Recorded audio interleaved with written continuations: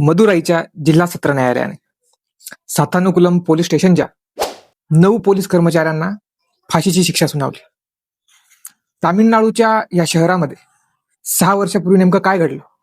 आपल्या कोणत्या कृत्याबद्दल सत्र न्यायालयाने पोलिसांना थेट मृत्यूदंडाची शिक्षा सुनावली आणि ह्या प्रकरणात कोणाची साक्ष महत्वपूर्ण ठरली याची सविस्तर माहिती घेऊ. सातानुकुलम तामिळनाडू राज्यातलं एक शहर. वर्ष होतं 2020. कोविड महामारीचा काळ सुरू होता. देशभरात लॉकडाऊनचे नियम लागू करण्यात आले होते.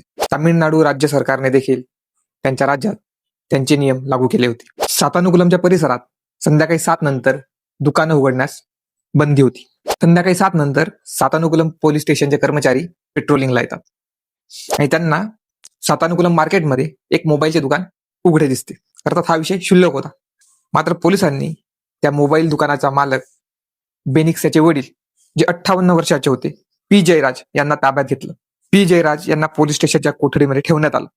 आपल्या वडिलांना का ताब्यात घेतलं म्हणून ते विचारण्यासाठी 31 वर्षाचा बेनिक्स पोलीस स्टेशनमध्ये येतो आणि तिथं पोलिसांचा आणि बेनिक्सचा वाद होतो. पोलीस बेनिक्सला देखील त्याच खोलीत डांबतात. संध्याकाळी सुरू होतो अमानुष अत्याचाराचा खेळ. रात्रभर 9 पोलीस 58 वर्षाचे पी जयराज आणि 31 वर्षाचा बेनिक्स या दोघांना निर्घृण पद्धतीने मारहाण करतात. त्यांचे कपडे त्यांना काढायला लावतात. त्यांच्या गुप्तांगांवर आणि शरीराच्या प्रत्येक भागावर वार करतात. त्यात त्यांना अंतर्गत रक्तस्राव होतो. ते दोन्ही त्या रात्री बेशुद्ध पडतात. सकाळ होते. पुन्हा मारहाणीचं सत्र सुरूच राहतं. त्यात त्यांचं रक्त फरशीवर सांडलं जातं. ते रक्त त्यांनाच त्यांच्या कपड्यांनी पुसायला लावलं जातं आणि त्यात ते अतिशय अत्यावस्थ होतात आणि पोलीस स्टेशनमध्येच त्यांचा मृत्यू होतो. 2 पिता पुत्र. त्यांचा गुन्हा काय तर केवळ त्यांनी 7 वाजेनंतर त्यांचं मोबाईलचं दुकान सुरू ठेवलं होतं.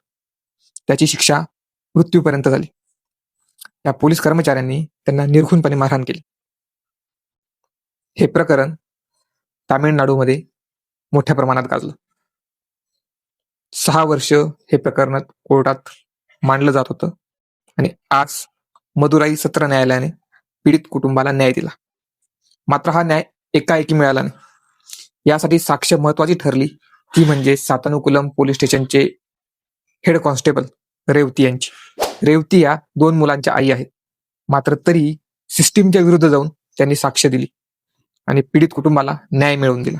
मदुराई सत्र न्यायालयाने inspector Sreedharan, sub inspector Balkrishna आणि अशा इतर 9 कर्मचाऱ्यांना थेट मृत्यूदंडाची शिक्षा सुनावली. त्याचप्रमाणे पीडित कुटुंबाला 1.5 कोटी रुपयाचं नुकसान भरपाई देण्याचे आदेश देखील राज्य सरकारला दिले. अर्थात हा निकाल वरच्या न्यायालयात टिकेल अशी आपण आशा करू शकतो. सातानुकुलम प्रकरण फार गंभीर आहे आणि त्याची दखल प्रत्येक राज्याने घेतली पाहिजे. तुर्तास इथंच थांबू. धन्यवाद.